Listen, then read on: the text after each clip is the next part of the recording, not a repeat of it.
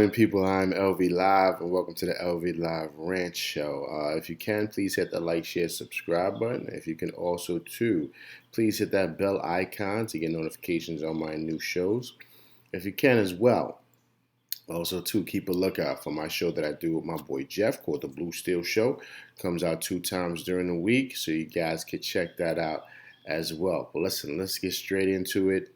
The Bucks, I said it, the Bucks have moved on in the playoffs to the Eastern Conference Finals after beating the Nets in an amazing game last night in the NBA. Overtime game of the score of 115 to 111. All players left it all out on the court. A couple of players playing over 50 minutes. James Harden, 53 minutes. Chris Middleton, 50 minutes. I think the Greek Freak played close to 50 minutes. I think he played 48 or 47 minutes last night. KD played 53 minutes. I mean, these guys never left the court. They left it all out there. But one team had to win, and that happened to be the Bucks. Hey, look, man. As the old saying goes, it's a miss or make league. You got to make the shots, and you got to make timely shots. I don't care if you're off all night. I don't care if you're off the majority of the series. But last night had to be your night to knock down shots, and last night was Jrue Holiday's night.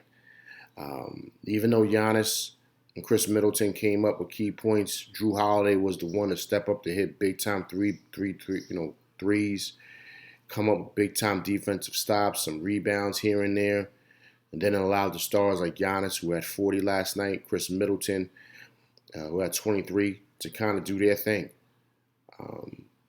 Hey, man, look, it takes a team effort. And a lot of times when your stars are tired and kind of struggling maybe, you got to have the supporting cast step up and make big plays. That's what Giannis and Chris Middleton had, and KD did not have that. Even though you look at the stat line, you see James Harden had 22 points. I mean, let's be honest, people. Listen, he was playing out there with just one leg. All right, so 22 was a blessing coming from him. But he was like at 60% playing on one leg. So, towards the end of the game, he didn't have any legs to hit big shots. But he's done it throughout his career, man. He's hit big shots, so he's a dependable guy. He just wasn't 100%. But supporting cast of people like Jeff Green and of course, Joe Harris, man, who was missing in action the whole series, did not hit big-time shots. KD was able to save them by hitting, what looked like almost a three, but his foot was on the line, a two-pointer to send it into overtime. The Nets started winning and, pretty much went up in the second, in the overtime. But his supporting cast couldn't step it up for him. And towards the end, you saw that he had no legs left. If you noticed on the last three-point shot that he tried to pull up, it was an air ball. KD rarely shoots air balls. He had nothing left. He left it all out on the court. And that's how you want it to be for your stars. You want him to leave it all out there in the court. He did the best that he could. But he had no support, man. He had no help in the clutch moments. Listen, the key is the clutch moments. That's what winning basketball is all about. It's a thing that we do all the time. I mean, I'm a football guy, but we hold up those fours. That means the fourth quarter. This is the winning time. This is winning time. That's what this is. That's what this means. And you got to have it to push through in that fourth quarter. When you're tired, all them sprints, those hills, everything is what gets you over that hump.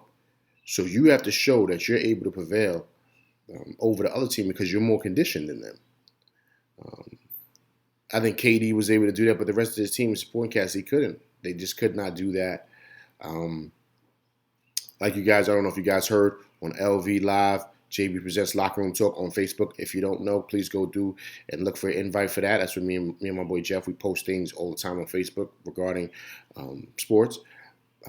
I went on there right after the game last night and I stated, Joe Harris lost a lot of money, which he did. He lost a whole lot of money. Because in key moments like that, people who are execs, they're looking at, who's stepping up, who's going to help the team prevail and get us over the hump. With him going missing in action last night, throughout the series, can't happen. Can't happen, can't happen, can't happen. Kyrie's out. I didn't really think he was coming back for the rest of the series. He had a high ankle sprain. Those usually take 2 to 3 months. Some people say a couple of weeks, a little bit longer than that. A little bit longer than that for a high ankle sprain. Yeah, man. Listen, look. It was an amazing series. Last night, Giannis and Chris Middleton stepped up. Chris Middleton stepped up in Game 6 also. He's shown me a lot. I wasn't really too highly on him, but he's hit big shots, man. Chris Middleton, timely shots when Giannis is struggling because, let's be honest, people, he's just a one-trick pony. All he does is just drive and go in and out, and because he's an exceptional athlete, he can beat most guys off a one-on-one dribble. But if that's not working, and of course his jumper is non-existent majority of the time, and he shoots terrible free throws, you need a guy that can get his own shot. And Chris Middleton has shown that he can do that in these playoffs, man. He's actually really stepped up. So yeah, man. So it's the reality is that a fabulous game, a fabulous series. But you had one guy whose supporting cast was there and another guy's supporting cast who was not in the clutch moments. And that's the series right there. So the Bucks move on.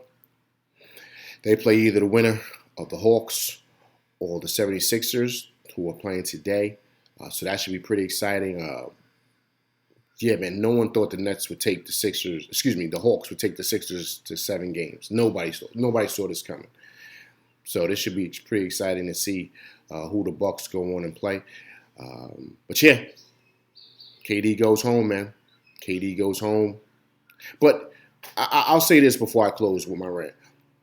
This is not a failure for the Nets. Listen, Kyrie was down. James Harden wasn't 100%. So it's not like the Bucks played the full Nets team. You know what I mean? Like their team. And listen, once again, I got to stress this. I'm a Knicks fan, so I'm all about my orange and blue and people we got to get, and Julius Randle working on his right hand and R.J. Barrett working on his right hand. I'm all about that, okay? But I love basketball, so I call a thing a thing. They weren't fully loaded.